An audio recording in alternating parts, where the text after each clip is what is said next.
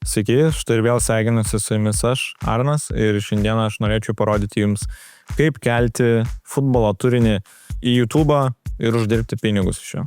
Nes praeitą vaizdo įrašą, kai filmavau, paminėjau, jog labai yra sudėtinga tai kelti legaliai, ar kad iš vis neina jo kelti legaliai, bet pasirodo eina į kelti legaliai, tiesiog yra tam tikrų dalykų, kuriuos reikia žinoti. Tai pamaniau, jog nufilmuosiu vaizdo įrašą, tiesiog atskleisiu jums šią paslaptį, kaip keltos vaizdo įrašus apie futbolą, kadangi futbolas dabar yra pike savo, vyksta FIFA pasaulio čempionatas 2026 metų, tai kodėlgi nepabandžius ar ne, pakelti vaizdo įrašų, šortų, ilgo turinio, reiškia formato vaizdo įrašų ir panašiai. Ir tiesiog uždirbti pinigus, bent kažką, ar ne, nes dabar turbūt bus lengviausias būdas tą padaryti. Na, tai pasidalinsiu savo ekranu dabar, pabandysime surasti kažkokių panašių futbolo kanalų, kurie uždirba pinigus, parodysiu, ką jie daro kitaip, ką reikėtų daryti ir jums kitaip, bet prieš pradedant norėčiau paprašyti jūsų, kad jūs paprenumeruotumėt mano kanalą, paspaudę subscribe mygtuką žemiau, paspaustumėt laiką, paliktumėt komentarą, jeigu šitas vaizdo įrašas manote, jog yra jums naudingas ir jeigu norite daugiau tokių panašių vaizdo įrašų. Tai va, tai einame prie kanalų paieškos. Taigi esame YouTube pagrindinėme puslapyje ir dabar galim pabandyti paieškoti vaizdo įrašus susijusius su futbolu, bet iš karto, sakykime, esu dabar, sakykime, ant kanalo, kuris neturi prenumeratorių, neturi keltų vaizdo įrašų, negauna peržiūrų nieko ir man, sakykime, ant naujai sukurto kanalo iškart meta pagrindinėme puslapyje, sakykime, vaizdo įrašus, kuriuos verta žiūrėti, kurie trendina. Na ir ką mes matome? Conoras McGregoras, kova su UFC kova, apie kurią ar nešnekėjau praeitame vaizdo įraše, matome futbolą. Ir jeigu mes paspausime ant paieškos, mums iškart meta, sakykime, populiarius, sakykime, ieškomiausius raktažodžius šiuo metu. Tai ten Niderlandų nacionalinė futbolo komanda, Ekvadoro nacionalinė futbolo komanda, Iconic by Mistake, kažkas, Ispanija prieš Cape Verde. Tai čia tikėtina, kadangi esu dabar Ispanijai, man rodo ispanišką tiesiog turinį, ne, ko ieško žmonės. Tai ką mes matom, čia futbolo highlightai ir panašiai visokie. Bet mums nereikia tokių vaizdo įrašų. Tai galim, pavyzdžiui, rašyti gerai, tai Spain vs Cape Verde.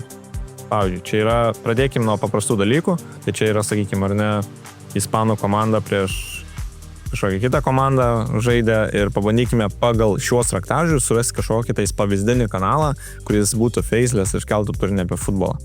Spaudžiame ant filtrų, pasirenkame tarp 3 ir 20 minučių, kad būtų trukmės vaizdo įrašas, ir keltas šį mėnesį. Galime pasiscrollinti, pabandysime kažką atrasti. Čia yra dokumentinis, štai čia yra kanalas susijęs su komentavimu, reakcija. Taigi, ką matau, jog įrašęs tiesiog komandų pavadinimus nieko nerandu, bet, pavyzdžiui, rašęs Mbappé, kas yra, sakykime, prancūzų komandos žaidėjas, vienas populiaresnių žaidėjų, apie jį jau matau yra keletą vaizdo įrašų, kurie, sakykime, renka peržiūras ir yra konkrečiai kaip ir faceless. Tai, pavyzdžiui, šitas vaizdo įrašas, kuris rinko beveik 40 tūkstančių peržiūrų, kuris vadinasi OK, we seriously have to talk about World Cup Mbappé. Ir, aišku, faceless thumbnailas. Ir kai atidarom, sakykime, šitą vaizdo įrašą, ką aš girdžiu, jog kalba, aišku, tikras žmogus, bet tai nereiškia, jog jūs privalot kalbėti ir komentuoti, sakykime, vaizdo įrašą, jūs galite visą tai perdaryti, sakykime, faceless būdu, tiesiog su AI dirbtinio intelekto sugeneruotu, sakykime, balsą takeliu.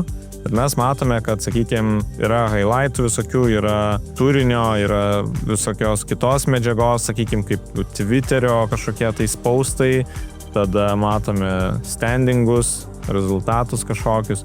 Tai esmė yra tokia, visą tai jūs jau turbūt žinote, kad galima įterpti papildomos medžiagos ir reikia įterpti tos papildomos medžiagos kaip nuotraukos, postai, kažkas apie ką kalbat, sakykime, aktualaus, bet vat kaip, sakykime, jie monetizuoja, keldami pačius highlightus, nes apie tai yra pats vaizdo įrašas. Tai pirmiausia, atkreipkite vieną svarbų dalyką, kuris yra pagrindinis dalykas šiame vaizdo įraše.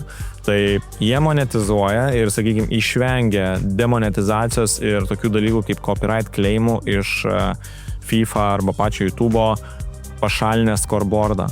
Tai jeigu pastebėsit viršuje dešinėje, čia aš matau kažkas užblūrinta yra. Čia yra kažkas užblūrinta, nes kažkurioje vietoje turbūt matosi tas scoreboardas.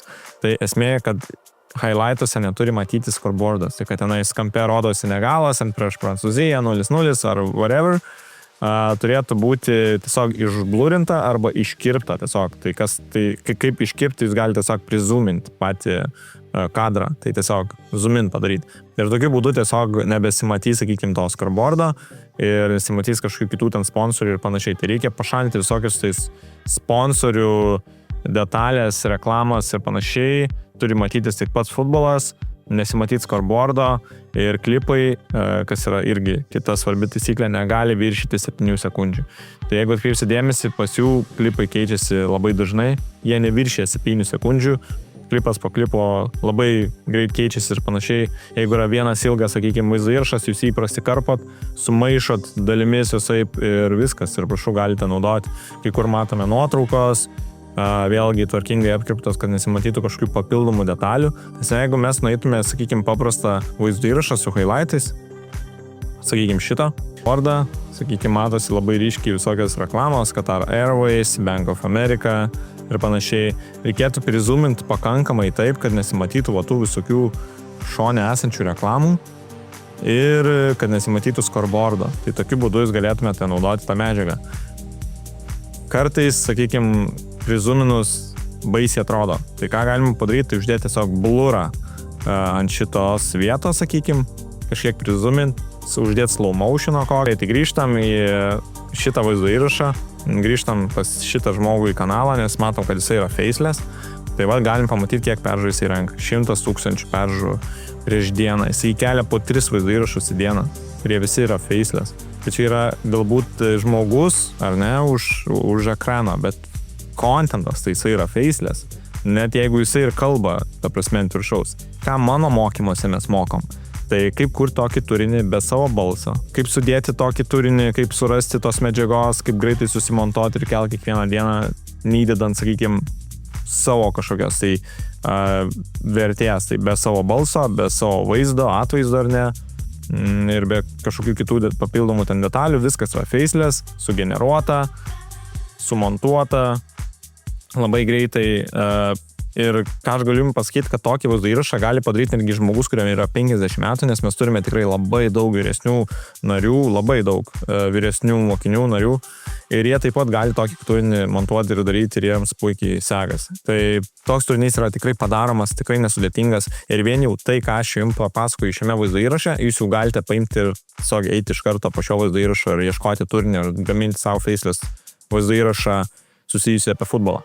Ir jeigu jums reikia, sakykime, greitai kažkokio tais kanalo, ar ne, reikia dizaino, reikia pavadinimo, nuo ko pradėti, čia ilgai užtruksiu, nueinam į svetainę pavadinimu Walklify, atsidarom ją, kairėje pusėje rasite tokį įrankį Channel Starter. Atsidarot tą Channel Starter, pasirenkat nišą, futbolas, ar ne? Futbolas, tiesiog, pasirinkam longformas arba shortas, kokį norit. Ir Humanize Profile, tai čia būtų tiesiog, sakykime, toks variantas, jeigu norėtumėt tikro žmogaus nuotraukos, kuri būtų sugeneruota su AI ir pavadinimas būtų, sakykime, kaip žmogaus. Kartais tai padeda, especially jeigu yra kanalas apie shortus, tai tiesiog paspaudžiat generuoti pavadinimus, pasirenkat bele kokį pavadinimą, jums sugeneruoja, sakykime, descriptioną, tagus, jums sugeneruoja, sakykime, nuotrauką, kurią galit pašeflinti ir tiesiog išsirinkti tinkamiausią. Tiesiog tie žmonės yra sugeneruoti tie veidai su AI, bet taip, kad nėra toks žmogus neegzistuoja, čia yra grinai AI generuota žmogaus nuotrauka. Tai tai tiesiog atsisinti, įsikeli ir jau turi kanalą labai paprastai.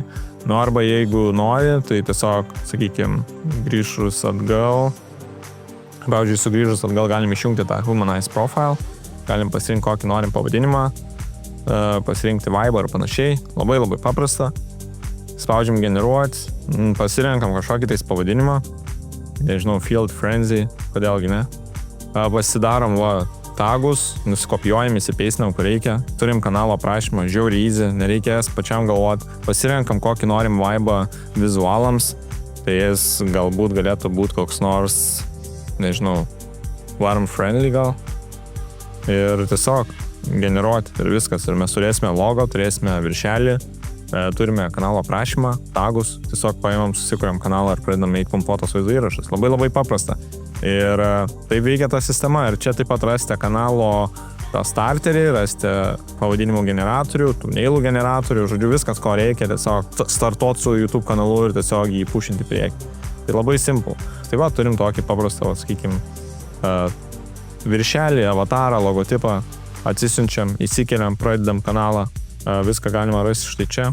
Tai tiesiog, va, tokiu būdu pradedam kanalą, kuriam turinį apie futbolą.